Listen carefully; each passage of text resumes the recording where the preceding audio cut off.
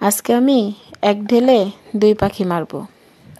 কিভাবে মারবো সেটা দেখতে হলে, বুঝতে হলে ভিডিওটি শুরু থেকে শেষ পর্যন্ত দেখতে হবে, তাহলে অবশ্যই বুঝতে পারবেন। আসসালামু আলাইকুম বন্ধুরা, ওয়েলকাম টু সালমা স্বপ্নে পেজ থেকে সবাইকে স্বাগতম জানিয়ে সন্ধ্যার পর আরেকটি ব্লগ ভিডিও নিয়ে চলে আসলাম।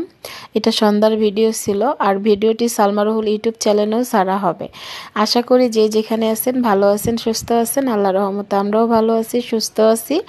যেহেতু রুহানের ডিসেম্বর মাসের 4 তারিখে পরীক্ষা, ফাইনাল পরীক্ষা, হাতে বেশি সময় নাই, আর পড়ার প্রচুর চাপ, লেখারও প্রচুর চাপ। আর সন্ধ্যার পরে মাগরিবের আজানের পরে হাত মুখ ধোয়ায় পড়াইতে বসাইছি।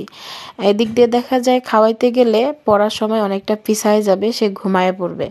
এমনকি খাওয়ার পরে সে পড়তে চাবে না, ঘুমাইতে চাবে বেশিরভাগ। এই জন্য আর লেখার শেষে সময় অনেকটা চলে যাবে, তখন দেখা যাবে যে না খেয়ে সে ঘুমায় যাবে। তাই সময় বাঁচানোর জন্য এক ঢেলে দুই পাখি, মানে একই সময়ে ছেলেকে দিয়ে দুইটি কাজই করাইলাম। ছেলেকে লেখাইলামও, সাথে খাওয়াইও দিলাম। দেখা যেত খাইতে খাইতে লেখা অনেকটাই হয়ে গেছে। তো যাই হোক, এইভাবেই এক ঢেলে দুই পাখি মারতে হবে সময় বাঁচানোর জন্য।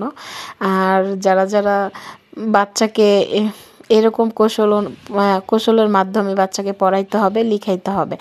যাই হোক, আমি এত সুন্দর করে গুছায় কথা বলতে পারি না। আমার রুহান বাবার জন্য সবাই দোয়া করবেন, সে যেন ফাইনালে ভালো রেজাল্ট করে, ঠিক আছে?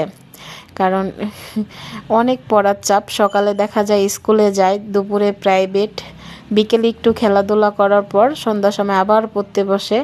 আর পড়তে বসলে, লিখতে বসলে আসলে অনেকটা লিখতে হয়, পড়ার অনেক চাপ হয়ে গেছে। আর দেখা যায় ছেলের স্কুল প্রাইভেট, সন্ধ্যার পর মানে দুপুরে ছেলের আর খাওয়াই হয় না। তো যাই হোক, আজকে রোহানকে তার পছন্দের খাবার দিয়ে খাওয়াচ্ছি, ডাল ভাত সাথে আলু ভাজি, সিম্পল। আর রোহানকে সবসময় আমি বাটিতেই ভাত খাওয়াই, কারণ রোহানের বাবা বাটিতে ভাত খাইতে স্বাচ্ছন্দ্য বোধ করে। আমি প্লেটে বাচ্চা খাওয়াইতে পারি না, এই জন্য বড় বাটিতেই নিছি। কারণ ডাল দিয়ে ভাত একটু মাখাই খাওয়াই দিচ্ছি।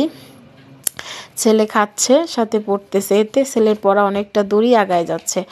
যাই হোক, এখন আর ছেলেকে নিয়ে না কথা বলি, এখন নিজেকে নিয়ে কথা বলি। আসলে কি, এখনও অনেক কিছু শেখার আছে, ঠিক আছে? আগে দেখতাম আম্মু এরকম করতো, আম্মুর জায়গায় আজকে আমি নিজেই চলে আসলাম, আমি নিজেও মা হয়ে গেলাম।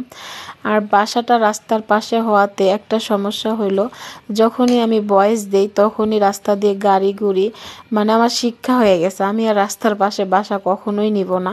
এত শব্দ দূষণ, মানে সন্ধ্যার পরে আর সকাল, মানে অটো রিক্সা, ভ্যান, মোটরসাইকেল সব কিছুর শব্দ চলে আসে। দেখা যায় যে আমি একটু মোবাইলে ভয়েসও দিতে পারি না নিজের বেডরুম থেকে। এই যে দেখতেছেন আমি ভয়েস দিচ্ছি, পাশ দিয়ে হুন্ডা যাচ্ছে, শব্দ হচ্ছে। যাই হোক, সবাইকে অসংখ্য ধন্যবাদ আমার ভিডিওতে দেখার জন্য, সময় দেওয়ার জন্য।